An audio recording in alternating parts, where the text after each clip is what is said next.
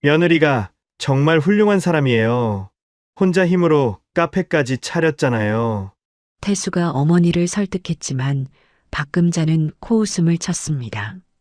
그게 뭐가 대단해? 요즘 젊은 애들 다 그런 거 해. 가난한 집 출신이라며 며느리를 무시하던 시어머니, 그 앞에서 아내를 지키지 못했던 남편.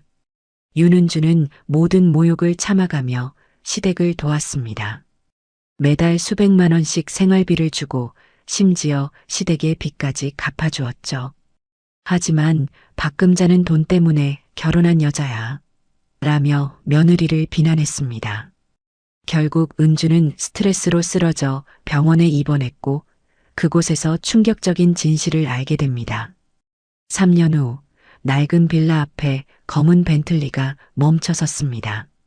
차에서 내린 여성은 샤넬 정장을 입고 에르메스 가방을 든 윤은주였습니다. 과연 며느리가 감춰온 진짜 정체는 무엇이었을까요? 영상 시청 전 구독과 좋아요 눌러주세요. 영상을 제작하는데 큰 힘이 됩니다. 서울 강남 외곽의 작은 카페에서 커피 내리는 소리가 들려왔습니다. 윤은주는 이른 새벽 5시부터 원두를 갈며 하루를 시작했습니다. 23살에 집을 떠난 지 벌써 10년이 흘렀습니다.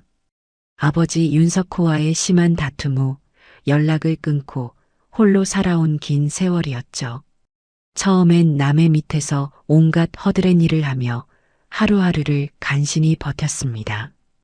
24시간 편의점에서 야간 알바를 하고 낮에는 식당에서 설거지를 했습니다. 손톱 밑이 늘 거칠어지고 허리가 아파도 참았습니다. 악착같이 모은 돈으로 이 작은 카페를 열었을 때의 기쁨과 두려움을 아직도 생생히 기억합니다. 월세, 보증금 1,000만 원을 마련하기까지 3년이 걸렸거든요. 그런 은주에게 운명 같은 만남이 찾아왔습니다. 매일 아침 7시 30분에 아메리카노를 주문하던 회사원 강태수였습니다. 키가 크고 말수는 적었지만 항상 정중했고 은주의 작은 변화도 놓치지 않았습니다. 새로운 메뉴를 만들면 가장 먼저 주문해주고 손님이 많아 바쁠 때면 자연스럽게 테이블을 정리해주기도 했습니다. 6개월 만에 태수가 조심스럽게 고백했습니다. 은주 씨 죄송한데 시간 있을 때 저녁 한번 함께하면 어떨까요? 진심으로 좋아합니다. 결혼도 생각하고 있어요. 은주는 그 말을 듣고 가슴이 두근거렸습니다. 오랜만에 누군가에게 의지하고 싶다는 마음이 간절했거든요. 혼자 살아온 10년이 너무 외로웠으니까요. 그렇게 두 사람은 6개월간 연애하며 결혼을 약속했습니다. 하지만 상견례 날부터 불길한 신호가 나타나기 시작했습니다. 태수의 어머니 박금자가 은주를 처음 본 순간 표정이 급격히 차가워졌습니다. 아, 이 아이가 우리 태수가 결혼하겠다는 그 사람이구나. 박금자는 은주의 옷차림을 발끝부터 머리끝까지 세세히 훑어봤습니다. 동대문에서 산 티셔츠와 청바지, 온라인 쇼핑몰에서 산 가방까지 모든 게 다 보였습니다. 그렇게 비싸지 않은 옷들이네요. 어머님 안녕하세요. 태수 씨에게 어머님 이야기를 많이 들었습니다. 뵙게 되어 영광입니다. 은주가 정중하게 인사하며 준비해온 작은 선물을 건넸습니다. 아, 그래요. 뭐 하는 사람이라고 했죠? 부모님은 뭐 하시고요? 박금자의 질문이 마치 면접관처럼 차갑게 들렸습니다. 카페를 운영하고 있습니다. 아버지와는 연락을 하지 않고 어머니는 제가 어릴 때 돌아가셨습니다. 은주가 최대한 담담하게 대답했지만 목소리가 작아졌습니다. 아, 그렇구나. 그럼 혼자 사는 거네요. 가족도 없고. 박금자의 목소리에는 동정이 아닌 노골적인 경계심이 느껴졌습니다. 네, 혼자 지내고 있습니다. 카페는 작지만 나름 잘 되고 있어요. 손님들도 많이 와주시고요. 어머니 은주가 정말 훌륭한 사람이에요. 혼자 힘으로 사업까지 시작했잖아요. 태수가 어머니를 필사적으로 설득하려 했습니다. 카페라. 그게 얼마나 버는데요? 요즘 카페 하는 사람 너무 많아서 경쟁이 치열하다던데. 박금자가 직설적으로 물었습니다. 은주는 당황했지만 차분히 대답했습니다. 아직 큰 규모는 아니지만 생활하는 데는 충분합니다. 매출도 꾸준히 늘고 있어요. 그날 저녁 태수와 박금자는 은주가 없는 자리에서 따로 대화를 나눴습니다. 태수야, 엄마가 보기에는 좀 그런 것 같은데. 부모도 없고 돈도 별로 없어 보이고. 어머니 은주는 정말 좋은 사람이에요. 성격도 착하고 일도 열심히 해요. 혼자 힘으로 카페까지 차렸잖아요. 대단한 거 아닌가요? 그게 뭐가 대단해? 요즘 젊은 애들 다 그런 거 하는 거야. 문제는 앞으로야. 결혼하면 돈이 얼마나 많이 드는데. 박금자는 여전히 못마땅해 했습니다. 어머니 걱정 마세요. 제가 열심히 일해서 잘 살게요. 태수의 말에도 박금자는 고개를 저었습니다. 결혼식 날도 마찬가지였습니다.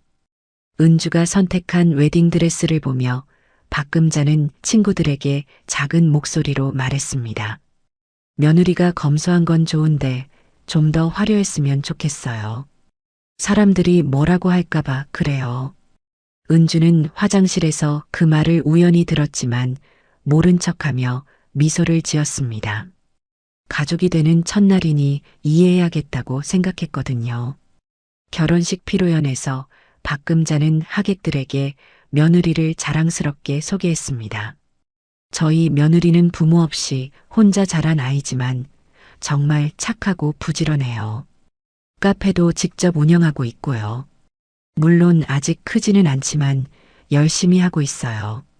은주는 그 순간 얼굴이 화끈거렸습니다. 왜 굳이 부모 없이 자랐다는 말을 해야 할까요? 하지만 새 가족이 되었으니 시어머니의 방식을 받아들여야 한다고 스스로를 달랬습니다. 신혼집은 태수가 전세 3억에 마련한 32평 아파트였습니다. 크지는 않았지만 둘이 살기에는 충분했습니다.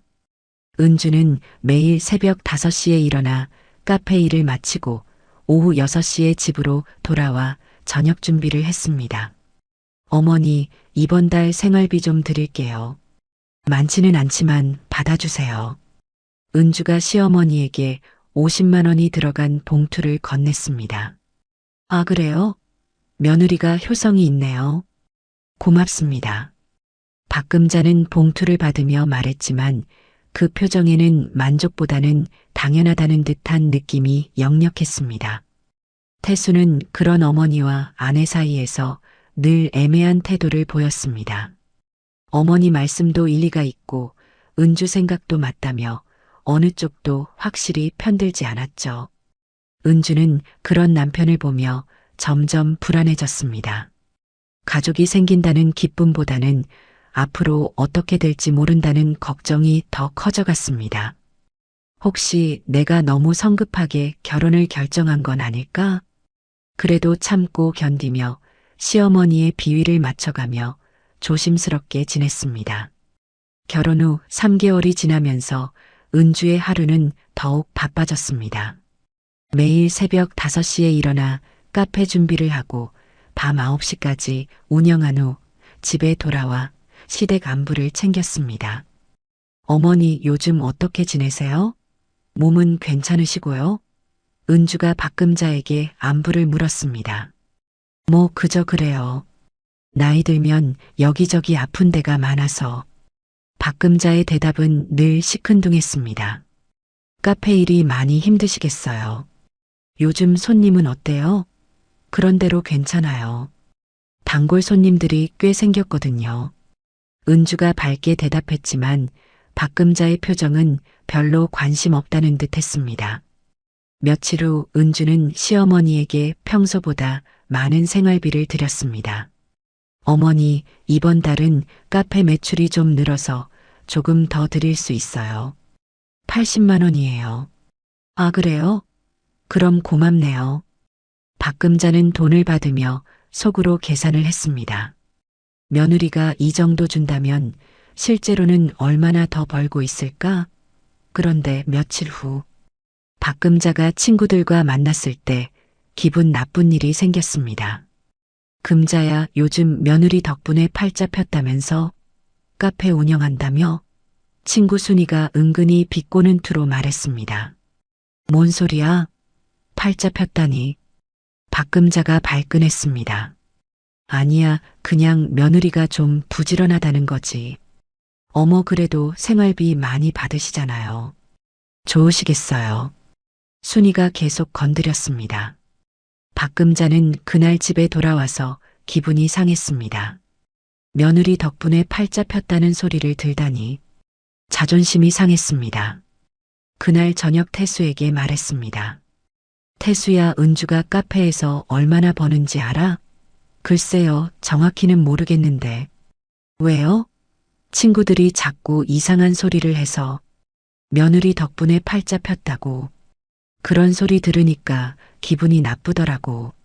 어머니, 그런 말 신경 쓰지 마세요. 은주가 효성스럽게 해드리는 건데 뭐가 문제예요? 그게 문제가 아니야. 사람들이 뭐라고 생각하겠어? 며느리가 번 돈으로 시어머니가 산다고.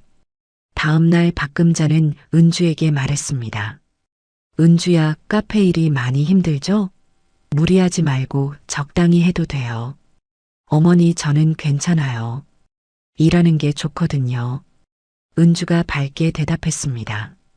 그런데 며칠 후 박금자는 자신의 친구들에게 완전히 다른 이야기를 했습니다. 저희 며느리 카페 운영하는 거 제가 많이 도와줬어요. 처음에 자리 잡는 것부터 메뉴 정하는 것까지. 제가 경험이 많으니까. 순이가 의외라는 표정으로 물었습니다. 어머, 그래요? 금자 씨가 카페 일도 아세요? 물론이죠. 젊을 때 친구 카페에서 일해본 적도 있고 며느리한테 이것저것 많이 가르쳐 줬어요. 박금자는 거짓말을 아무렇지 않게 했습니다. 며느리의 성공을 마치 자신의 공인 것처럼 포장했습니다. 그런데 어느 날 더 심각한 일이 벌어졌습니다. 은주가 카페에서 일하고 있을 때 박금자가 친구 2명과 함께 나타났습니다. 어머니, 어떻게 오셨어요? 은주가 깜짝 놀라며 인사했습니다. 친구들한테 우리 며느리 카페 자랑하고 싶어서 왔어. 소개할게. 이게 내 며느리 은주야. 박금자가 친구들에게 은주를 소개했습니다. 안녕하세요. 어머님 친구분들이시군요. 은주가 정중하게 인사했습니다. 어머, 정말 예쁘고 착해 보이네요. 친구들이 은주를 칭찬했습니다. 그런데 갑자기 박금자가 이상한 말을 꺼냈습니다. 얘가 어릴 때 부모를 잃고 혼자 자란 아이예요. 그래서 더 열심히 사는 것 같아요. 불쌍하죠? 은주는 그 순간 온몸이 굳었습니다. 왜 갑자기 그런 이야기를 하시는 거죠? 어머니, 그런 이야기는. 은주가 작은 목소리로 말했습니다. 왜? 숨길 일도 아니잖아. 오히려 자랑스러운 거야. 혼자 힘으로 이렇게 훌륭하게 자랐으니까. 박금자는 태연하게 말했습니다. 친구들은 동정어린 눈으로 은주를 바라봤습니다. 어머나, 그래도 이렇게 훌륭하게 컸네요. 정말 대단해요. 그때 은주의 눈에 눈물이 맺혔습니다. 잠깐 실례하겠습니다. 은주가 카운터 뒤로 들어가 얼굴을 숨겼습니다. 왜 하필 손님들 앞에서 그런 이야기를 하실까요? 창피하고 억울했습니다. 박금자와 친구들이 떠난 후 은주는 혼자 카페에 앉아 울었습니다. 태수가 퇴근 후 카페에 들렀을 때 은주의 붉어진 눈을 보고 놀랐습니다. 은주야, 왜 그래? 무슨 일 있어? 당신 어머니가 오늘 친구들과 함께 오셨는데.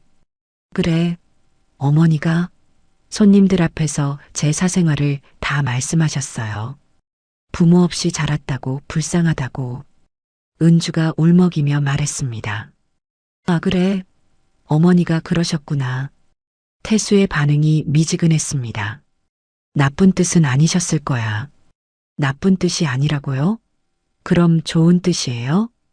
왜 굳이 그런 이야기를 하셔야 해요? 은주가 목소리를 높였습니다. 은주야, 진정해. 어머니도 자랑스러워서 그런 거야. 자랑스럽다고요? 저를 불쌍한 사람으로 만드는 게 자랑이에요? 태수는 대답하지 못했습니다. 어머니의 편을 들자니 아내가 상처받고 아내의 편을 들자니 어머니가 섭섭해할 것 같았습니다. 그냥 이해해줘. 어머니 연세도 있으시고. 은주는 더 이상 말하지 않았습니다. 그날 밤 집에 돌아와서도 기분이 풀리지 않았습니다. 며칠 후 은주의 절친 한미정이 카페에 찾아왔습니다. 은주야, 요즘 표정이 왜 그래? 무슨 일 있어? 미정이 걱정스럽게 물었습니다. 아니야, 괜찮아. 은주가 억지로 웃으며 대답했습니다. 괜찮긴 뭐가 괜찮아? 나 너 언제부터 아는데. 미정이 다그쳤습니다. 은주는 결국 시댁에서 있었던 일들을 모두 털어놓았습니다. 미정은 듣고 나서 한숨을 쉬었습니다. 은주야, 내가 예전에 뭐라고 했어? 시댁 눈치 보면서 사업하면 망한다고. 미정아, 그런 말 하지 마. 가족인데. 가족이면 더 배려해야지. 저런 식으로 하는 게 어디 가족이야? 미정이 화를 냈습니다. 그런데 요즘 투자 제안이 들어왔어. 프랜차이즈로 확장하자는 거야. 미정이 갑자기 말을 바꿨습니다. 정말? 어떤 곳에서? 대형 커피 회사에서 우리 카페 브랜드를 보고 제안했어. 조건도 나쁘지 않고. 은주의 눈이 반짝였습니다. 하지만 미정이 걱정스럽게 말했습니다. 문제는 투자금이 많이 들어간다는 거야. 그리고 은주야, 지금 상황에서 시댁 눈치 보면서 큰 사업할 수 있겠어? 돈 냄새 맡으면 더 달라붙을 텐데. 미정의 말이 맞았습니다. 한 달 후 대형 커피 체인에서 정식으로 프랜차이즈 제안이 들어왔습니다. 은주씨 카페 브랜드가 정말 독특하고 매력적이에요. 저희와 함께 전국적으로 확장해 보시겠어요? 프랜차이즈 담당자가 열정적으로 설명했습니다. 계약 조건은 어떻게 되나요? 은주가 조심스럽게 물었습니다. 초기 투자금 5억과 매장당 로열티 8%입니다. 대신 브랜딩부터 마케팅까지 모든 걸 저희가 지원해 드려요. 은주는 가슴이 뛰었습니다. 10년 동안 꿈꿔온 일이 현실이 되는 순간이었거든요. 좋습니다. 계약하겠습니다. 그렇게 은주의 카페는 3개월 만에 서울 강남 지역에 5개 매장을 오픈했습니다. 매출도 기하급수적으로 늘어났습니다. 은주야, 정말 대단해. 한 달에 순수익이 얼마나 나와? 미정이 신기해하며 물었습니다. 지금은 한 달에 3천만 원 정도 나와. 믿기지 않아. 은주가 기뻐하며 대답했습니다. 하지만 문제는 집에서 시작됐습니다. 박금자가 은주의 성공 소식을 들었을 때 처음엔 기뻐했습니다. 어머, 우리 며느리가 그렇게 잘 됐어? 대단하네. 하지만 며칠 후부터 다른 이야기를 꺼내기 시작했습니다. 은주야, 요즘 카페 일이 많이 잘 된다면서? 내 어머니 덕분에 열심히 할 수 있었어요. 그런데 말인데 우리 집 상황도 좀 어려워서. 어떤 상황이세요? 은주가 걱정스럽게 물었습니다. 사실은 예전에 태수 아버지가 돌아가시기 전에 빚이 좀 있었어. 지금까지 숨기고 있었는데. 얼마나 되세요? 3천만 원 정도 돼. 이자까지 합치면 더 늘어날 것 같고. 박금자가 한숨을 쉬었습니다. 은주는 망설이지 않았습니다. 어머니, 제가 갚아드릴게요. 가족인데 당연하죠. 정말? 고마워, 은주야. 역시 우리 며느리야. 박금자는 기뻐했습니다. 태수도 그 이야기를 듣고 은주에게 고마워했습니다. 은주야, 미안해. 어머니 일로 부담 드려서. 당신도 힘들었을 텐데 왜 말 안 했어요? 가족끼리 무슨 말이 필요해? 태수가 은주를 안아주었습니다. 은주는 기꺼이 3천만 원을 마련해 시댁 빚을 갚아줬습니다. 가족을 위한 일이라고 생각했거든요. 하지만 한 달 후 이상한 일이 벌어졌습니다. 박금자가 갑자기 새 옷을 입고 나타났습니다. 어머니, 그 옷 새로 사셨어요? 예뻐요. 아, 이거 그냥 좀 샀어. 오랜만에 친구들 만나는데 너무 초라하면 안 되잖아. 그런데 그 옷이 명품 브랜드였습니다. 가격이 최소 200만 원은 될 것 같았어요. 며칠 후 박금자는 또 다른 명품 가방을 들고 나타났습니다. 어머니 요즘 쇼핑 자주 하시네요. 응, 그냥 필요한 것들 좀 샀어. 며느리 덕분에 빚도 갚았으니 이제 좀 살만하잖아. 은주는 불안해지기 시작했습니다. 혹시 빚을 갚아드린 돈이 다른 용도로 쓰인 건 아닐까? 그런데 며칠 후 더 충격적인 일이 벌어졌습니다.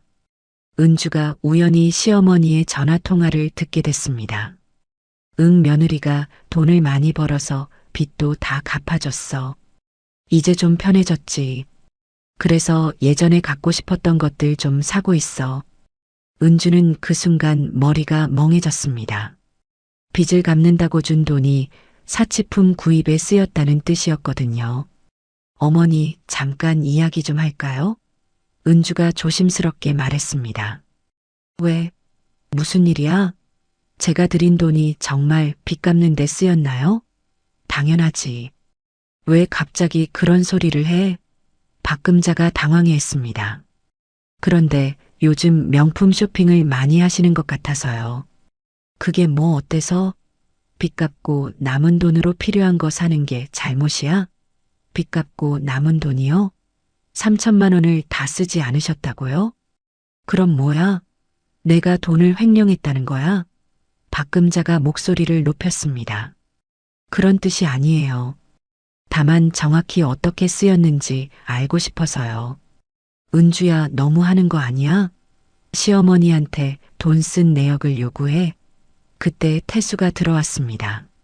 무슨 일이야? 왜 이렇게 시끄러워? 태수야, 내 와이프가 지금 나한테 돈 내역을 대라고 해. 어머니, 그런 게 아니라. 은주가 해명하려 했습니다. 은주야, 어머니한테 왜 그래? 뭔 일인지 모르겠지만 사과해. 태수가 어머니 편을 들었습니다. 당신도 상황을 듣지도 않고 왜 그래요? 은주가 억울해했습니다. 어쨌든 어머니한테 함부로 하면 안 되지. 그날 밤 박금자는 태수에게 따로 말했습니다. 태수야, 내 와이프 요즘 돈 좀 번다고 건방져진 것 같아. 어머니, 무슨 소리예요? 아니야, 느낌이 그래. 돈 때문에 결혼한 거 아니야? 처음에는 착한 척 하더니 이제 본색을 드러내는 거야. 어머니, 그런 말씀하지 마세요. 은주는 그런 사람이 아니에요. 그런 사람이 아니라고? 그럼 시어머니한테 돈 내역 달라고 하는 며느리가 어디 있어?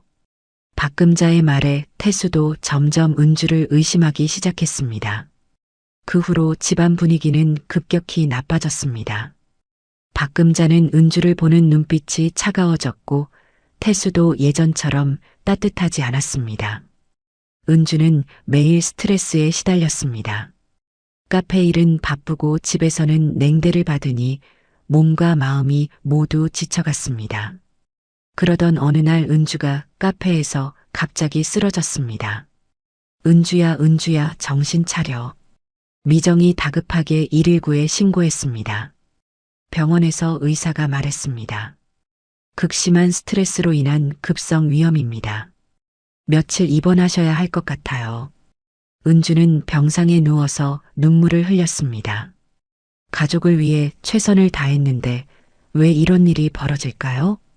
회사 운영도 은주가 없으니 차질이 생기기 시작했습니다. 직원들이 당황하며 연락했습니다. 사장님, 언제 나오세요? 새 매장 오픈 준비는 어떻게 하죠? 은주는 병상에서도 일 걱정을 해야 했습니다. 10년 동안 쌓아온 모든 것이 흔들리고 있었습니다. 은주가 병원에 입원한 지 사흘째 되는 날이었습니다. 간병인도 없이 혼자 누워있는 은주에게 한 남자가 찾아왔습니다. 윤은주 씨 맞으신가요? 저는 변호사 최상훈입니다. 누구세요? 어떻게 저를 아시죠? 은주가 놀라며 물었습니다. 윤석호 회장님의 변호사입니다. 회장님께서 돌아가시기 전에 따님께 전해드리라고 하신 것이 있어서요. 아버지요? 아버지가 돌아가셨다고요? 은주의 얼굴이 창백해졌습니다. 한 달 전에 심장마비로 갑자기 돌아가셨습니다. 장례식도 조용히 치렀고요.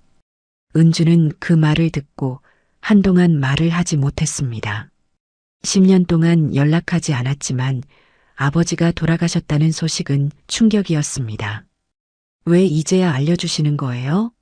회장님께서 따님이 진정으로 독립할 때까지 기다리라고 하셨습니다. 그리고 이 봉투를 드리라고 하셨어요. 최상훈이 두꺼운 봉투를 건넸습니다. 은주는 떨리는 손으로 봉투를 열었습니다. 안에는 정식 유언장과 아버지의 손편지가 들어 있었습니다. 편지에는 이런 내용이 적혀 있었습니다. 사랑하는 딸 은주야. 아빠가 너를 멀리한 건 사랑하지 않아서가 아니었다. 내가 진짜 강한 사람이 되길 바랐기 때문이야. 돈의 힘에 의존하지 않고 스스로 일어설 수 있는 사람 말이다. 너는 이미 그걸 증명했어. 혼자 힘으로 사업을 키우고 어려움을 이겨냈잖니. 이제 아빠의 모든 재산은 내 것이다. 윤그룹의 지분 67%와 개인 재산 모두를 물려준다. 하지만 이 돈으로 복수하지는 말아라. 용서할 줄 아는 사람이 되어라. 그게 아빠의 마지막 부탁이다. 은주는 편지를 읽으며 눈물을 흘렸습니다. 10년 동안 원망했던 아버지가 사실은 자신을 멀리서 지켜보고 있었다는 걸 깨달았습니다. 변호사님, 이게 정말 진짜인가요? 윤그룹이 얼마나 큰 회사인데요? 네, 윤그룹은 현재 시가총액 2조 원 규모입니다. 개인 재산까지 합치면 약 5천억 원 정도 되시겠네요. 최상훈이 차분히 설명했습니다. 믿을 수가 없어요. 제가 그런 큰 재산을 상속받는다고요? 회장님께서 이미 모든 법적 절차를 마쳐두셨습니다. 언제든 상속받으실 수 있어요. 은주는 머리가 어지러웠습니다. 하루아침에 재벌 상속녀가 된다는 게 현실 같지 않았습니다. 그런데 변화는 벌써 시작되고 있었습니다. 은주가 입원한 동안 카페 운영이 제대로 되지 않았습니다.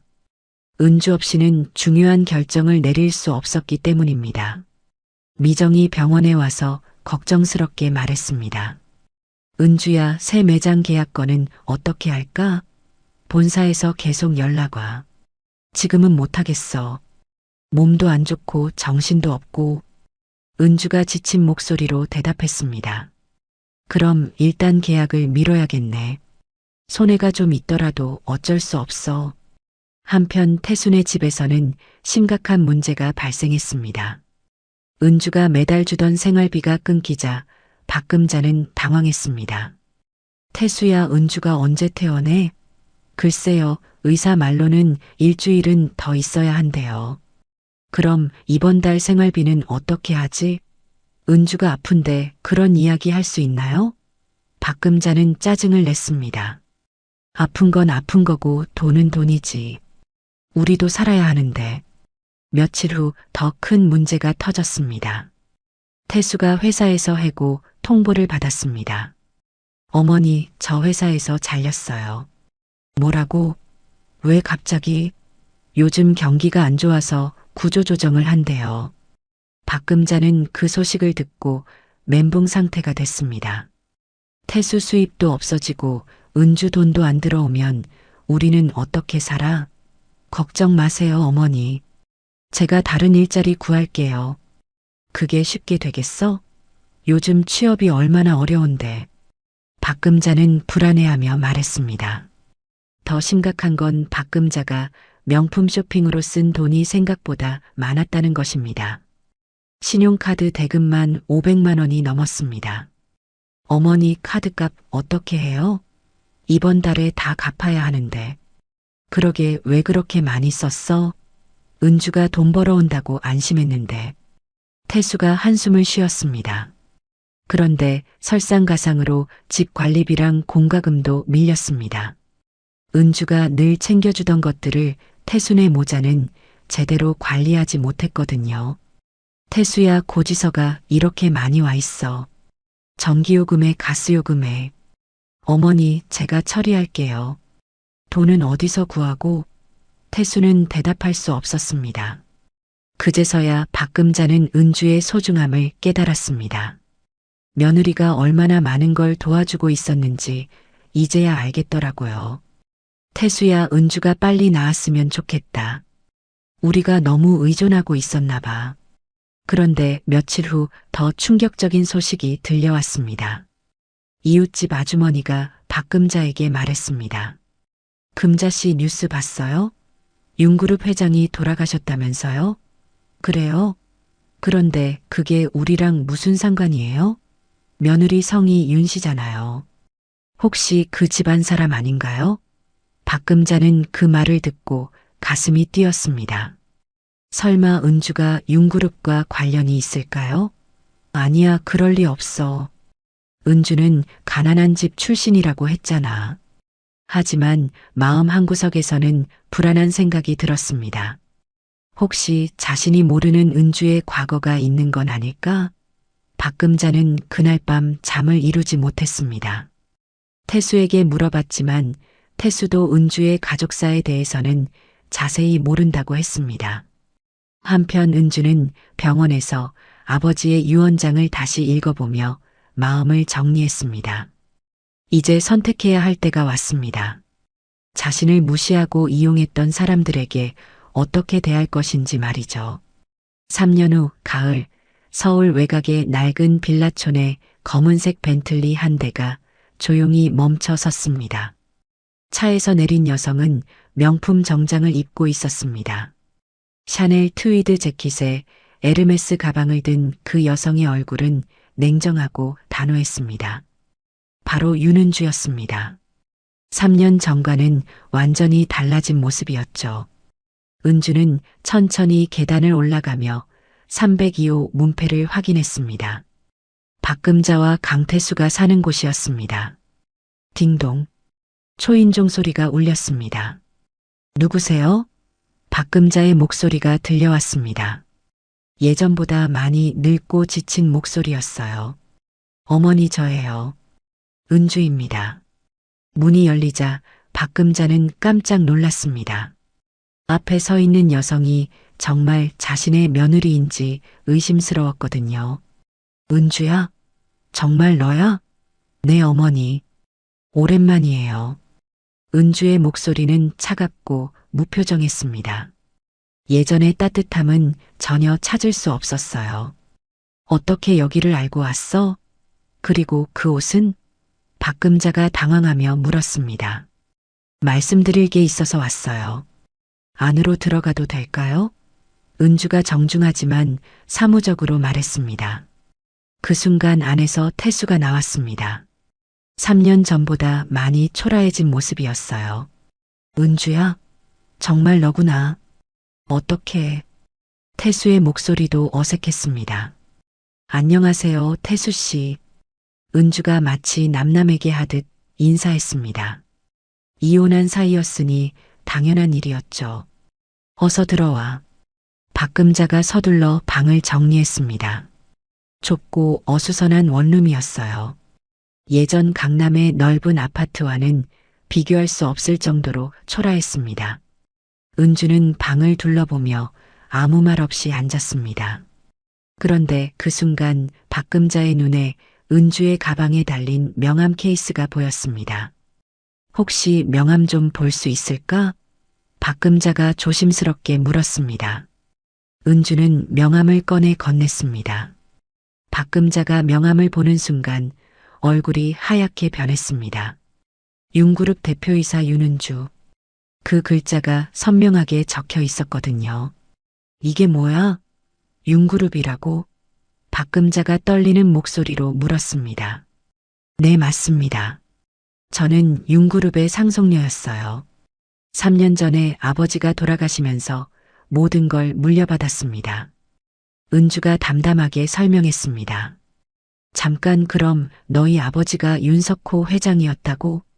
태수가 믿을 수 없다는 표정으로 물었습니다. 네, 그렇습니다. 제가 23살에 집을 나온 건 아버지와 의견 차이 때문이었어요. 혼자 힘으로 살아보고 싶었거든요. 박금자는 그 자리에서 주저앉았습니다. 며느리가 재벌 상속녀였다니. 자신이 그동안 무시하고 함부로 대했던 사람이 알고 보니 자신보다 훨씬 높은 신분이었던 거예요. 그럼 카페 일도 다 거짓이었어? 아니에요. 카페는 제가 정말로 혼자 힘으로 시작한 거예요. 다만 아버지의 유산을 상속받은 후 사업 규모가 커진 거죠. 은주가 설명했습니다. 태수와 박금자는 할 말을 잃었습니다. 지난 3년간 무슨 일이 있었는지 은주가 차근차근 설명했습니다. 병원에서 퇴원한 후 아버지의 유언장을 받고 윤그룹을 정식으로 상속받았다고요. 처음에는 경영진들이 어린 상속녀를 무시했지만 은주는 지난 10년간 쌓은 사업 경험으로 회사를 안정시켰습니다. 카페 사업도 윤그룹의 자본으로 전국적으로 확장했어요. 이제 300개 매장을 운영하는 대기업이 됐다고 했습니다. 그럼 지금 얼마나 부자야? 박금자가 떨리는 목소리로 물었습니다. 개인 자산만 5천억 원 정도 됩니다. 회사 가치까지 합치면 2조 원 넘어요. 은주의 대답에 태수는 현기증이 났습니다. 자신이 이혼한 상대가 2조 원짜리 재벌이었다니요. 그럼 왜 그때 말하지 않았어? 우리가 그렇게 무시했는데. 박금자가 후회스럽게 말했습니다. 그때는 아직 상속받기 전이었어요. 그리고 말했다고 믿으셨을까요? 은주가 쓴웃음을 지었습니다. 그 말에 박금자는 대답할 수 없었습니다. 정말로 믿지 않았을 것 같았거든요. 태수도 마찬가지였어요. 은주야, 그럼 우리 다시. 태수가 말을 꺼내려 했습니다. 태수 씨, 그런 말씀은 하지 마세요. 우리는 이미 끝났어요. 은주가 단호하게 말했습니다. 그동안 태수와 박금자에게 무슨 일이 있었는지도 은주는 이미 알고 있었습니다. 사립탐정을 고용해서 조사했거든요. 태수가 여러 직장을 전전하다가 지금은 편의점 아르바이트를 하고 있다는 것도 알고 있었어요. 박금자가 생활고에 시달리며 친구들에게 돈을 빌려 다녔다는 것도 마찬가지였고요. 그런데 더 충격적인 사실이 있었습니다. 박금자가 지난 3년간 주변 사람들에게 며느리 욕을 실컷 했다는 거예요. 돈 때문에 결혼했다가 배신하고 도망갔다고 거짓말을 했던 거죠. 어머니 주변 분들에게 제 이야기를 많이 하셨더라고요. 은주가 차갑게 말했습니다. 뭘 말이야? 박금자가 당황했습니다. 저에 대한 거짓말 말이에요. 돈 때문에 결혼했다가 도망갔다고 하셨죠? 박금자는 얼굴이 빨개졌습니다. 그런 말 한 적 없어. 사실 확인은 이미 끝났어요. 어머니 친구분들도 다 증언해 주셨거든요. 은주가 냉정하게 말했습니다. 태수도 박금자도 아무 말 할 수 없었습니다. 완전히 상황이 역전된 거예요. 예전에는 자신들이 우위에 있다고 생각했는데 이제는 완전히 을의 처지가 됐습니다. 은주야, 우리가 잘못했어. 용서해줘. 박금자가 무릎을 꿇으며 빌었습니다. 어머니, 그러지 마세요. 일어나세요. 은주가 무표정하게 말했습니다. 하지만 용서한다는 말은 하지 않았어요. 오늘은 인사차 들른 거예요. 앞으로 연락하지 마세요. 은주가 일어서며 말했습니다. 은주야, 제발 한 번만 더 기회를. 태수가 매달렸습니다. 기회는 이미 충분히 드렸어요. 은주가 문 쪽으로 향했습니다. 마지막으로 한마디만 하고 가겠어요. 사람을 함부로 대하면 안 돼요. 언젠가는 다 돌아옵니다. 은주가 그 말을 남기고 문을 열었습니다. 검은 벤틀리가 기다리고 있었고 운전기사가 문을 열어줬습니다. 은주가 차에 타자 박금자와 태수는 창문 너머로 그 모습을 바라봤습니다. 화려한 차가 떠나가는 모습을 보며 두 사람은 깊은 후회에 빠졌습니다. 은주가 박금자와 태수를 만나고 나서 일주일이 지났습니다. 융그룹 본사 회장실에서 업무를 보던 은주에게 최상훈 변호사가 찾아왔습니다. 회장님, 아버님께서 남기신 두 번째 봉투가 있습니다. 두 번째요? 또 뭐가 있는 거예요? 은주가 의외라는 표정으로 물었습니다. 첫 번째 봉투를 전해드린 후 1년이 지나면 주라고 하셨습니다. 이제 때가 된 것 같아서요. 최상훈이 조심스럽게 봉투를 건넸습니다. 은주는 봉투를 열어봤습니다. 안에는 아버지의 손편지와 함께 여러 서류들이 들어 있었습니다. 편지를 먼저 읽어봤어요. 사랑하는 딸 은주야. 이 편지를 읽고 있다면 너는 이미 복수할 힘을 얻었을 것이다. 하지만 아빠가 바라는 건 복수가 아니라 용서다. 강한 사람만이 용서할 수 있다. 봉투 안의 서류들을 보면 내 시댁의 진짜 상황을 알 수 있을 거다. 그들을 심판하되 최종적으로는 용서하길 바란다. 그것이 진정한 승리다. 은주는 편지를 다 읽고 나서 다른 서류들을 확인했습니다. 놀랍게도 박금자와 태수의 모든 채무 내역이 정리되어 있었어요. 카드 대금부터 시작해서 각종 생활비 연체료까지 세세하게 적혀 있었습니다. 변호사님, 이게 정확한 건가요? 네, 회장님께서 사립탐정을 고용해서 정확히 조사하셨습니다. 현재 총 채무액이 8천만 원 정도 됩니다. 은주는 한숨을 쉬었습니다. 박금자와 태수가 생각보다 더 어려운 상황에 있었던 거예요. 아버지 뜻대로 해야겠네요. 이 채무들을 모두 정리해 주세요. 정말로 하시겠습니까? 그분들이 회장님께 한 일을 생각하면 아버지가 원하시는 일이에요. 그리고 제가 정말 강한 사람인지 증명하고 싶어요. 은주가 결심을 굳혔습니다. 며칠 후 박금자에게 알 수 없는 번호로 전화가 왔습니다. 여보세요? 박금자님이시죠? 융그룹 법무팀입니다. 누구라고요? 박금자가 당황했습니다. 귀하의 모든 채무가 변제되었다는 통보를 드립니다.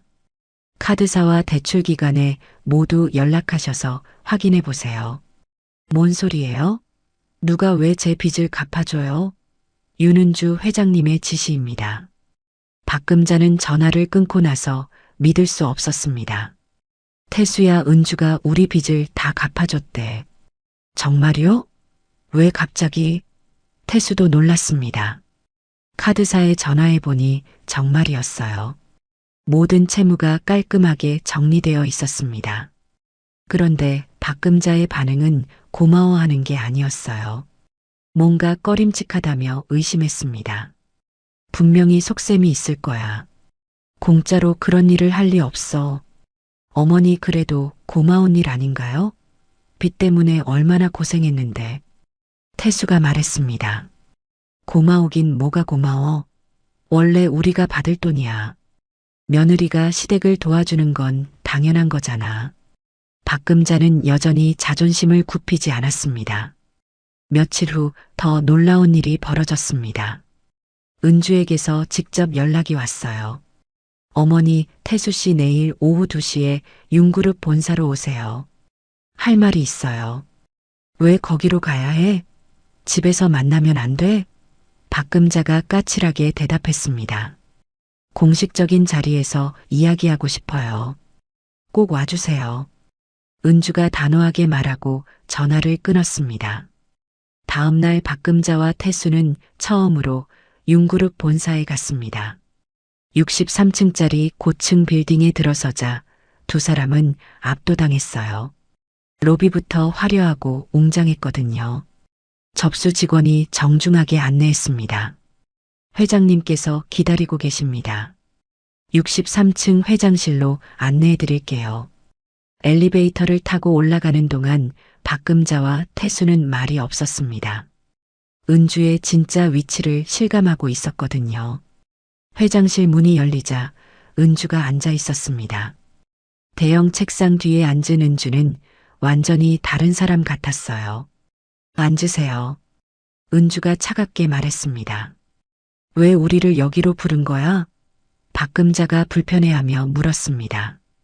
오늘 기자회견이 있어요. 두 분께 미리 말씀드리려고요. 기자회견? 무슨 기자회견? 태수가 놀라며 물었습니다. 제 개인사에 대한 기자회견이에요. 그동안 숨겨왔던 가족사를 공개하려고 합니다. 은주가 설명했습니다. 갑자기 왜, 그런 걸 왜 공개해? 박금자가 당황했습니다. 재벌 상속녀의 과거는 국민들이 궁금해하거든요. 숨길 이유도 없고요. 그리고 두 분에 대한 이야기도 나올 예정이에요. 은주의 말에 박금자와 태수는 얼굴이 파랗게 변했습니다. 우리 이야기를 왜 해? 그건 사생활 침해야. 박금자가 항의했습니다. 사실만 말할 거예요. 어머니께서 저를 어떻게 대했는지, 태수 씨가 어떤 태도를 보였는지 있는 그대로 말이죠. 잠깐 그럼 우리가 나쁜 사람으로 나오겠네. 태수가 불안해했습니다. 그건 여러분이 판단하실 일이에요. 제가 거짓말하지는 않을 테니까요. 은주가 담담하게 말했습니다. 1시간 후 윤그룹 본사 1층 대강당에서 기자회견이 열렸습니다. 수십 명의 기자들이 몰려왔어요.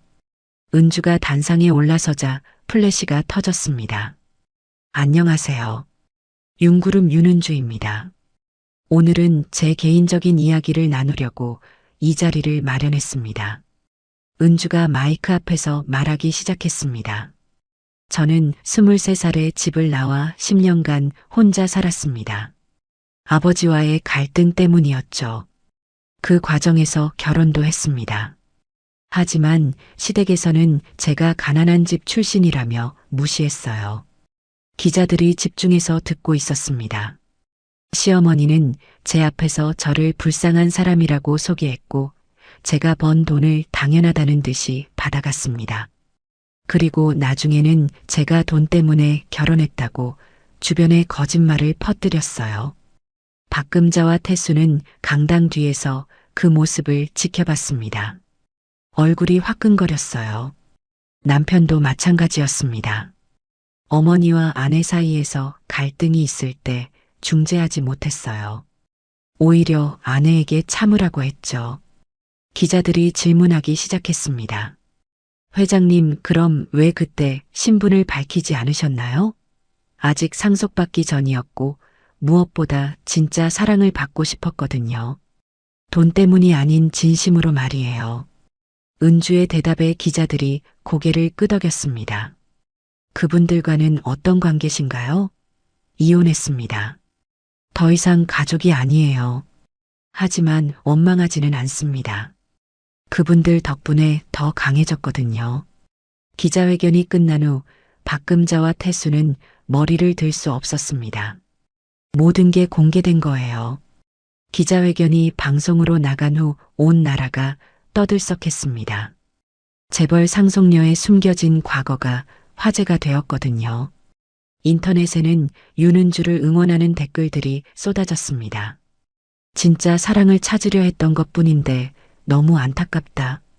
시어머니가 정말 심했네. 어떻게 며느리한테 저럴 수 있어? 반면 박금자와 태수에 대한 비난은 거셌습니다. 재벌 며느리를 몰라보고 무시했다가 후회하겠네. 돈 때문에 결혼했다고 거짓말까지 퍼뜨렸다니 정말 뻔뻔해.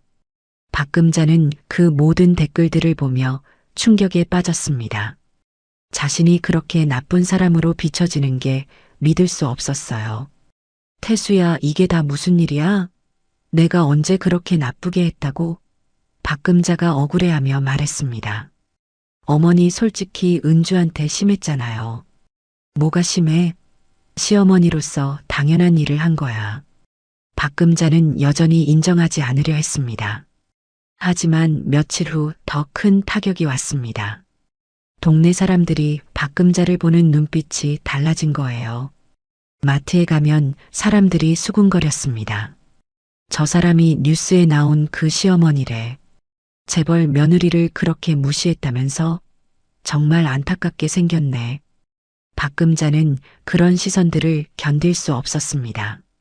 집에만 틀어박혀 있으려 했지만 태수가 편의점 일을 나가면 혼자 있기가 더 힘들었어요. 그러던 어느 날 박금자가 갑자기 쓰러졌습니다. 태수가 편의점에서 일하던 중 이웃집 아주머니로부터 급한 전화를 받았어요. 태수야, 어머니가 쓰러지셨어. 빨리 와봐. 태수는 급히 집으로 달려가 119에 신고했습니다. 병원에서 의사가 설명했습니다. 극심한 스트레스로 인한 급성 심근경색입니다. 다행히 생명에는 지장 없지만 며칠 입원하셔야 할 것 같아요. 박금자는 병상에 누워서 처음으로 자신의 인생을 되돌아봤습니다. 남편을 28세에 잃고 혼자 아들을 키운 20년이 떠올랐어요. 그때는 정말 힘들었습니다. 남들은 다 남편과 함께 살아가는데 자신만 혼자였거든요. 친구들이 남편 자랑할 때 얼마나 속상했는지 몰라요. 그래서 태수가 결혼한다고 했을 때 기뻤습니다. 며느리가 와서 자신도 이제 완전한 가족이 될 수 있다고 생각했어요. 하지만 은주가 생각보다 능력 있고 독립적인 모습을 보이자 오히려 위축됐습니다. 내가 설 자리가 없어지는 것 같았거든요. 며느리가 모든 걸 척척 해내니까 자신은 필요 없는 사람이 된 것 같았어요. 그래서 더 심하게 굴었나 봐. 내가 시어머니로서의 권위를 지키려고. 박금자는 병상에서 눈물을 흘렸습니다. 실은 은주가 부러웠던 거예요. 젊고 능력 있고 혼자서도 잘 살아가는 모습이 말이죠. 자신이 할 수 없었던 일들을 척척 해내니까 질투가 났던 거예요. 그런데 그 질투를 인정하기 싫어서 은주를 깎아내리려고 했던 겁니다. 태수도 어머니 병상에서 많은 생각을 했습니다. 자신이 얼마나 비겁했는지 깨달았어요. 어머니와 아내 사이에서 중재하지 못하고 늘 어정쩡한 태도를 보였죠. 결국 둘 다 상처받게 만들었어요. 은주가 힘들어할 때도 위로해주지 못했고 어머니가 잘못했을 때도 말리지 못했습니다. 나는 정말 무능한 남편이었구나. 은주가 떠난 게 당연해. 태수는 자신이 얼마나 한심한 사람이었는지 뼈저리게 느꼈습니다. 며칠 후 놀라운 일이 벌어졌습니다. 은주가 병원에 나타난 거예요. 손에는 과일 바구니를 들고 있었습니다. 어머니, 안녕하세요. 은주가 조용히 인사했습니다. 은주야? 정말 너야? 박금자는 믿을 수 없다는 표정이었어요. 몸은 좀 어떠세요? 은주가 걱정스럽게 물었습니다. 너 왜 왔어? 나 같은 사람 볼 필요 없잖아. 박금자가 미안해하며 말했습니다. 가족이었잖아요. 비록 지금은 아니지만요. 은주가 의자에 앉으며 말했습니다. 은주야, 정말 미안해. 내가 너무 못됐어. 박금자의 눈에서 눈물이 흘러내렸습니다. 어머니, 괜찮아요. 이제 다 지난 일이에요. 아니야, 괜찮지 않아. 나는 정말 나쁜 시어머니였어. 너를 그렇게 무시하고 함부로 대했는데. 박금자가 울먹이며 말했습니다. 사실은 내가 부러웠어. 너는 젊고 능력 있고 혼자서도 잘 살아가잖아. 나는 남편 없이는 아무것도 못하는 사람인데. 어머니, 그런 말씀 마세요. 박금자가 계속 고백했습니다. 내가 태수 아버지 잃고 20년간 혼자 살면서 얼마나 외로웠는지 몰라. 그래서 태수가 결혼한다고 했을 때 정말 기뻤거든. 이제 나도 완전한 가족이 될 수 있다고 생각했어. 어머니, 이해해요. 그런데 너는 나를 필요로 하지 않았어. 혼자서도 다 잘했으니까. 그래서 더 심하게 군 것 같아. 내 자리를 지키려고. 은주는 박금자의 손을 잡았습니다. 따뜻하고 부드러운 손길이었어요. 어머니도 많이 힘드셨겠어요. 혼자 아들 키우시느라. 박금자는 그 순간 더 크게 울었습니다. 은주야, 정말 미안해. 용서해줘. 제발. 은주는 아무 말 없이 박금자의 손을 꼭 잡고 있었습니다. 그때 태수가 병실로 들어왔습니다. 은주를 보자 깜짝 놀랐어요. 은주야, 내가 왜 여기에? 안부 인사차 왔어요. 은주가 담담하게 대답했습니다. 태수도 병상 옆에 앉았습니다. 은주야, 나도 정말 미안해. 내가 너무 비겁했어. 어머니와 너 사이에서 제대로 중재하지도 못하고. 태수 씨도 어려운 입장이었을 거예요. 아니야, 변명의 여지가 없어. 나는 정말 무능한 남편이었어. 너를 지켜주지도 못했고. 태수의 목소리에도 진심 어린 후회가 담겨 있었습니다. 세 사람은 한동안 말없이 앉아 있었습니다. 과거의 상처들이 천천히 치유되는 것 같았어요. 은주야, 우리 다시 시작할 수 없을까? 태수가 조심스럽게 물었습니다. 태수 씨, 우리는 이미 끝났어요. 하지만 원망하지는 않아요. 은주가 미소를 지으며 말했습니다. 박금자가 은주의 손을 더 꼭 잡았습니다. 은주야, 고마워. 이렇게 와줘서. 어머니 몸조리 잘하세요. 은주가 일어나며 말했습니다. 그 순간 박금자가 벌떡 일어나 은주를 안았습니다. 은주도 박금자를 안아주었어요. 두 사람 모두 눈물을 흘렸습니다. 병원에서 박금자와 태수를 만나고 난 후 은주는 마음이 많이 편해졌습니다. 오랫동안 가슴속에 쌓여있던 응어리가 조금씩 풀어지는 것 같았어요. 그 다음 주말, 은주는 아버지의 묘소를 찾았습니다. 서울 근교의 조용한 공원 묘지였어요. 아버지, 안녕하세요. 늦었지만 인사드리러 왔어요. 은주가 묘비 앞에 무릎을 꿇고 앉았습니다. 검은 대리석에 새겨진 윤석호라는 글자를 바라보며 복잡한 마음이 들었어요. 아버지 말씀대로 했어요. 용서했어요. 쉽지는 않았지만요. 은주가 묵묵히 말했습니다. 그때 가방에서 아버지가 남긴 편지를 꺼냈습니다. 벌써 몇 번째 읽는 편지였지만 볼 때마다 새로운 느낌이었어요. 편지를 펼쳐서 중간 부분을 다시 읽었습니다. 딸아, 넌 이미 충분히 강하고 충분히 아름답다. 그 문장을 읽을 때마다 은주는 울컥했습니다. 10년 동안 아버지가 차갑게 대했던 이유를 이제는 이해할 수 있었어요. 정말로 강한 사람으로 키우고 싶었던 거였죠. 아버지, 이제 정말 강해졌어요. 혼자서도 잘 살 수 있고 용서할 줄도 알게 됐어요. 은주가 편지를 가슴에 꼭 안고 말했습니다. 바람이 불어와 머리카락을 흔들었습니다. 마치 아버지가 대답해 주는 것 같았어요. 묘소에서 돌아온 은주는 새로운 결심을 했습니다. 그동안 혼자만 생각하며 살았는데 이제는 다른 사람들을 도와주고 싶었어요. 특히 자신처럼 어려운 환경에서 자란 아이들을 위해 뭔가 하고 싶었습니다. 며칠 후 은주는 서울의 한 고아원을 방문했습니다. 선화원이라는 곳이었어요. 원장 수녀님과 만나서 이야기를 나눴습니다. 수녀님, 아이들을 위해 도움이 되고 싶어서 왔어요. 어떤 도움이 가장 필요한가요? 은주가 진심으로 물었습니다. 고맙습니다. 사실 아이들 교육비가 가장 부족해요. 학원도 보내주고 싶고 대학 진학도 지원해주고 싶은데 원장 수녀님이 안타깝게 말했습니다. 제가 매년 50억 원씩 후원하겠습니다. 아이들이 꿈을 포기하지 않고 살 수 있도록요. 은주의 말에 수녀님은 깜짝 놀랐어요. 50억 원이라니.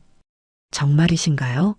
네, 저도 어릴 때 어머니를 잃고 아버지와 떨어져 살았거든요. 그때의 외로움을 알기 때문에 도와주고 싶어요. 은주가 진심을 담아 말했습니다. 그날부터 은주는 정기적으로 고아원을 방문했습니다. 아이들과 함께 시간을 보내고 그들의 꿈을 들어주었어요. 한 아이가 은주에게 말했습니다. 언니, 저도 나중에 언니처럼 성공해서 다른 사람들 도와주고 싶어요. 그래, 꼭 그렇게 해. 힘든 일이 있어도 포기하지 말고.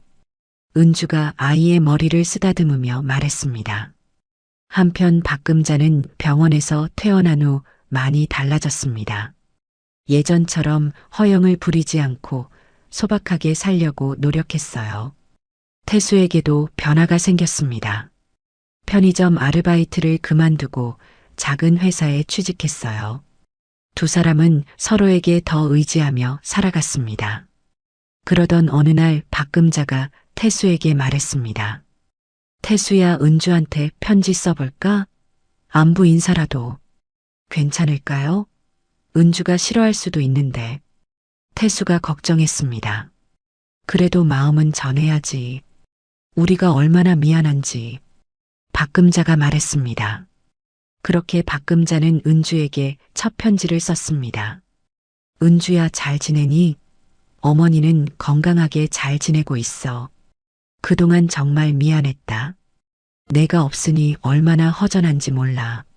언젠가 기회가 되면 밥 한번 같이 먹자. 은주는 그 편지를 받고 미소를 지었습니다. 박금자의 서툰 글씨체가 정겨웠어요. 은주도 답장을 보냈습니다. 어머니 건강하게 지내신다니 다행이에요. 저도 잘 지내고 있어요. 무리하지 마시고 몸조리 잘하세요. 그렇게 두 사람은 한 달에 한 번씩 편지를 주고받기 시작했습니다. 만나지는 않았지만 서로 안부를 확인하며 조심스러운 관계를 이어갔어요. 태수도 가끔 안부 편지를 보냈습니다. 은주야, 새 직장에서 열심히 일하고 있어. 예전처럼 어머니만 의지하지 않고 내가 책임지려고 해. 늦었지만 철이 들었나 봐. 은주는 그런 편지들을 받으며 마음이 따뜻해졌습니다. 모든 게 완전히 회복된 건 아니었지만 서로 노력하고 있다는 게 느껴졌거든요. 2년 후 은주는 융그룹을 안정적으로 경영하며 카페 사업도 전국 500개 매장으로 확장했습니다. 개인적으로도 많은 봉사활동을 했어요. 고아원 아이들이 대학에 진학할 때마다 은주는 기뻤습니다. 자신이 받지 못했던 따뜻한 사랑을 아이들에게 주는 것 같았거든요. 어느 날 저녁 은주는 카페 본사 회장실에서 서류를 정리하고 있었습니다. 창밖으로 아름다운 노을이 보였어요. 붉은 노을이 하늘 전체를 물들이고 있었습니다. 은주는 서류를 내려놓고 창가로 걸어갔습니다. 노을을 바라보며 지난 일들을 생각해 봤어요. 시어머니의 무시와 모욕, 남편의 비겁함, 그리고 아버지의 죽음. 모든 게 힘들었지만 결국은 자신을 더 강하게 만들어준 일들이었습니다. 특히 용서라는 것의 의미를 깨달았어요.